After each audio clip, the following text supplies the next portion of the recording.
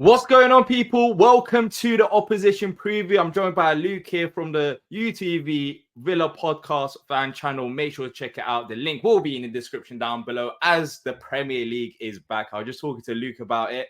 I don't know if I'm looking forward to it, but we'll get Luke's opinion as a Villa fan. As always, make sure to leave a like and drop down your thoughts in the comment section down below. Luke, how you doing? It's good to have you back on the channel. Yeah, great, mate. Like you say, good to be back on your channel as well. And just, looking forward to it, really. Just want to get back in the swing of things. Yeah, so far this season, I mean, Villa, of course, have been back in the Champions League, doing well there. Brought in a lot of players over the summer. We did face Villa in the Carabao Cup as well. And, for you guys, unfortunately, you got knocked out. But for us, fortunately, we're through to the next round. But how would you sum up your season so far? I think it's been good and bad, I guess. It's been a bit indifferent. I think the first part of it was brilliant. We got off to a right flyer. But just the last 4 games, we've lost 4 games in a row. So you guys started it. And then we lost to Spurs, Bruges, and Liverpool. So those losses have come in 3 different competitions. And I think Emery's just trying to manage a bit of everything, like Premier League, Champions League, and we just kind of have lost our way in the last 4 games, really. Some of them we've played quite well in, and some of them we've not played that well at all. But I think it's just like a balancing act. I think, you look at the table and we're 9th, but we're a point off 3rd. And, it's a bit of a blip for us, but I've had a lot of bad blips as a Villa fan, and I've never had one as good as this, mate. You're a point off 3rd place. And so I think the league's really congested with a lot of teams like Brentford, Fulham, Forest. They're all sort of doing really well and probably outperforming where you'd expect them to be, which has made the league so tight. But yeah, I think we're still going to be sort of in and around the European places, but we just need to sort ourselves out a little bit. Yeah, is this not normal though with a club that's going back into the Champions League? After a very long time, is this not expected? I guess throughout the season, because I know expectations are high when it comes to Villa. But I think, me personally, as a neutral, I did expect, some kind of drop-off at some points of the season whilst, teams are adjusting towards Villa. Villa's also adjusting to life in Europe, in the Champions League, as well as, of course, you played us in the Carabao Cup. There's just so many games going on. So I wouldn't be concerned, right, as a Villa fan, about the last 4 games? Yeah, no, I wouldn't say we're concerned. I think some fans are a little bit concerned of how we're playing over sort of the results, because like I said, we're a point off 3rd, so that's not an issue of where we are in the league. But I think we're not sort of performing at that high level as what we've seen under Unai Emery. There's been a little bit of a drop off. So some players such as McGinn, Bailey, Watkins, they're not firing on all cylinders of what we've seen. So that little drop off has just made fans get a bit twitchy, really. But I think managing the Champions League and Premier League, I think we're doing it all right. I think we've only lost 1 game after the back of a Champions League game. So that was against Liverpool. So, yeah, I think we're doing all right. I mean, we had the experience last year of the Conference League. So we sort of, even though it's not the Champions League, you still get used to playing Thursday, Sunday, Tuesday, Saturday. You were putting the planning of travel and recovery and stuff like that. So I don't really think that's an excuse, really. And I don't think Emery sort of likes to do those type of excuses. So I think we just need to just get back on track, really, and get a bit more consistent. Yeah, you did mention a few players there that are not maybe performing at the high level, but do you think you can also look at Emery as well for the form? You did say that, the performances are not great. Do you think there's a tactical problem? Yeah, slightly. I think what we've seen this season is he's rotating quite a lot. He's rotating players. He's using a lot of subs, which early on in the season, it was working, because what was happening is we'd take off Onana, we'd bring on Barkley. Barkley had changed the game. We'd take off Watkins, bring on Duran. Duran scores a banger from 45 yards against Everton, changes the game. And I think what we've tried to do is sort of, even that game against you guys in the Cup, we made sort of 11 changes. We had only 2 senior players on the bench that weren't used. and then the next game we rotated a little bit as well, and it felt like we should have just gone full in on that next game. I think it was against Spurs. I think we had after that cup game. So Yeah, he's rotating a lot, and I think if you're a player such as someone like Jacob Ramsey, where you're on the bench, off the bench, on it, off it, you can't build any rhythm, any consistency. And I guess as a player, you'd be a bit like, I don't know where I am at the minute. Like I'm going from like pillar to post, if that makes sense. So I think we're using a lot of players, and I think he's trying to, like what you said, he's trying to manage the games. And I think there needs to just be a little bit more of like just playing 11, stick with it a little bit, and then just keep it going. And if you need to change it, then change it. So yeah, we have got quite a few injuries at the minute as well, like every team. So those are like racking up. So it's sort of like within all of this rotation, we're still getting injuries. So it kind of feels a bit pointless, really. Yeah, exactly. Yeah, normally you rotate so you avoid injuries, so players are not overplaying, but it's still happening, and that must be frustrating. We'll talk about injuries from Palace's perspective, but I do feel like from a Palace perspective, the things that you describe, and I think Villa had a great window over the summer in terms of improving the depth of the squad, and I feel like maybe could that be the reason? I mean, your own success kind of hitting back at you, because you look at some of the players that are on the bench. For example, Duran has been scoring goals. He might want to start soon. You got Maatsen, who was playing the Champions League final not too long ago. Do you think having those types of players in the squad is the reason for the rotations, to try to keep everyone happy? Yeah, I think so. I think that's spot on, really. I think, when our squad is really, really good. You look at, say, Luca Dean, he's got Maatsen. You look at Watkins, he's got Duran. We talk about Onana, we've got Barkley. So there's a lot of like players across the whole squad that have got real good competition. And I think it's about finding that balance, really, and sort of like finding the balance and just fine tuning what's working and sort of just it all sort of hopefully like coming together, really. Yeah, when you talk about balance, it just straight away reminds me of Palace, because right now we're lacking balance, and that's been our problem throughout the season because of our summer window and some of the positions that we didn't strengthen. But as a Villa fan, you saw Palace, very strong side against your weaker side that you lot put out in a cup game. But what have you made of Palace so far this season?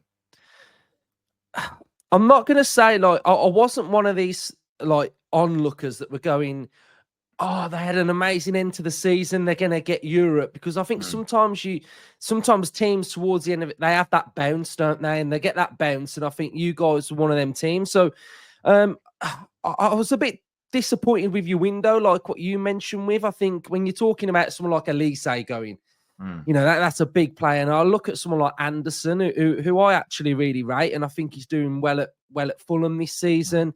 Ayew, probably not the greatest of players, but he scores goals. He scored the odd goal for you guys. He's doing it for Leicester as well. So, yeah, I think the balance of your squad, probably like what you've said, it isn't quite there. I think middle of the park, it's a bit, I don't know, if you take Wharton out, you've got Will Hughes, and who's the other player? I know you've got Decore back, and you've played Lerma in there as well. So I think that's a bit light. And in your forward line, if Eze's not playing, it's like, where are the goals? I watched you against Wolves, and you created so many chances. Like, you should have beat Wolves. It was end to end, and you just couldn't finish them off. And I was just like, you get in the good positions, like you create a lot of chances, but when you're taking out some creative players, I think you are probably going to struggle. But I'm a little bit about Nketiah, like, big money, not working, is it? He's not scoring, and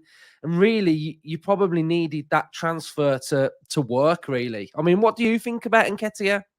I think he's been playing out position. He's a striker, and he's been playing as like a number 10. I think the biggest problem has been, and to be fair, he hasn't had terrible games. I know people will look at his goals and assists, naturally so, but I don't think he's been the problem. I think the problem has been us as a team in terms of recruitment. We brought in Daichi Kamada, which the situation with him, he got a red card against Fulham, has been absolutely horrible, because he has not been performing at the similar levels. Then you get rid of Elise. I personally feel like you cannot replace Elise. However, what you could do is replace him in a similar type of player, such as a flair player that could create chances, that has a skill move. That's what Palace for. the likes of Balassi and Zaha back in the day. We got Eze and Elise, etc. And we've kind of lost that balance because you have Eze behind the striker on the left-hand side, and on the right-hand side, we just haven't been able to figure out who plays there because, Sarr has started a few games. He started against Wolves, for example, and he couldn't finish. He couldn't finish. If he finished some of the chances, some clear-cut chances, then we win that game comfortably. But we are missing the creativity. That's the problem. And on top of that, recently we've picked up injuries. That's why against Fulham, for me, it was a straight write-off. And we weren't going to, a draw would have been a miracle for me. And then we got absolutely thrashed. So yeah, I think it's a transfer window in a way because we tried to replace Elise with 3 players rather than a more of a direct kind of replacement. And I think the rumors from the club now are that they regret it. It hasn't quite worked out in a way that they envisioned. They tried to bring in Nketiah, Kamada, and Sarr to try and spread out the contribution. However, Sarr is not a number 10. He's more of a winger. And if you need him, he can play up front. And then Kamada is a number 10. However, he has not adjusted at all to life in the Premier League. And Nketiah is not number 10, but he's trying to do something out of nothing. Like he's a player that it's like playing, I don't know, Eze up front, for example. He's not a striker.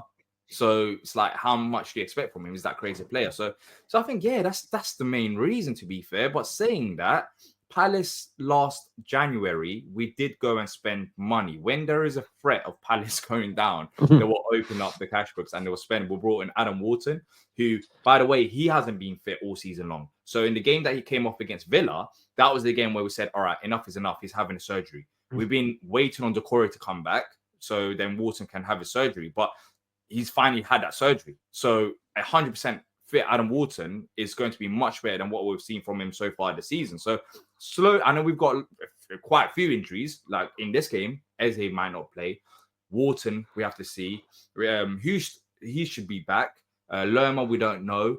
Nketiah is also out injured. Kamada got a red card. I think we've got around 14 first-team players that are fit, something around that level going into the international break. So it's the unknown right now. And when we did record our preview on the channel, we were kind of talking about, okay, what do we really talk about? Because we don't even know who's going to be fit.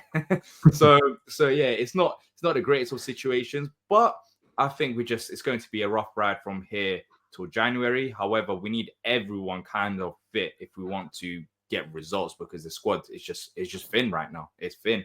But talking about some players from Villa side of things, you did mention players out of form, but Watkins, for me, he hasn't been the same this season. Am I right in saying that? I don't know what it is. Maybe you might disagree, but I've seen a lot of Villa fans discussing this on social media as well. What's going on with him? If anything, it's a weird one. I think he's got 5 Premier League goals. So the goals, he's doing all right. Do you know what I mean? But I think he's missing quite a few chances, big chances against Spurs. We were 1-0 up away at Spurs. He has a big opportunity to take it to 2-0. If we do that, we could probably go on and get a draw or win the game, etc. But yeah, it's just not been firing really. I don't know whether it's because he's got Duran around him and he's not quite feeling it. But I think the big thing for Villa was going into this break, having that reset and some of our players on international duty doing well. So Luca Dean got 2 assists and a goal. Watkins scored. Rodgers got his debut. We saw McGinn get 2 goals. So for our forward line, this international break has been quite good. And hopefully, from a Villa point of view, they've sort of coming back with confidence now that they're finding the back of the net. So I think it's an interesting one with Watkins. But yeah, I back him to get goals. He goes through these little phases, Watkins, where he might not score in like 6 games, and then he'll go on a run and score 7 in 7. And that's what Watkins is like. He's like that. He goes on these little runs. So yeah, it'll be interesting to see how he plays against you guys. But I think we're in that situation with you a little bit, really, where you've got Mateta and you've got Nketiah. Like, which one plays? We've got Watkins and we've got Durant. Which one plays? And when you've only got sort of like one position to fill there, it means that is it harming the rest of the team when you're putting someone out of position? So yeah, I think he's doing okay. He's got 5 goals, so he just needs to we just need to have our intensity about us, really. Yeah, who do we stop then? Who do we need to stop in this Villa side, or even it might be some defenders that are on form that Palace need to try and maybe frustrate in order to get a result? Because you did mention a few players out of form, but surely not everyone is performing bad, right? No, so we've got players that are out are Onana and Kamara. Okay. They're definite. Barkley might be out. Ramsey's out. And Consa's a doubt. So those are our injury sort of players that might not be playing. Mm, But Rogers is the one. yeah. He's just incredible. Like he finds space. He drives with the ball. He's been sort of at the heart of everything good about Villa this season. I'd say Pau Torres, he's balls into midfield. I actually think Bailey might come back a bit more like revitalised, so Yeah. might see a decent performance from Bailey. But yeah, just the usuals really of who normally perform well for Villa. Yeah, I think Rogers is a special player, and I think it doesn't help the Duran and Watkins situation in terms of this is how I see it. Of course, you're a Villa fan, you know better than me.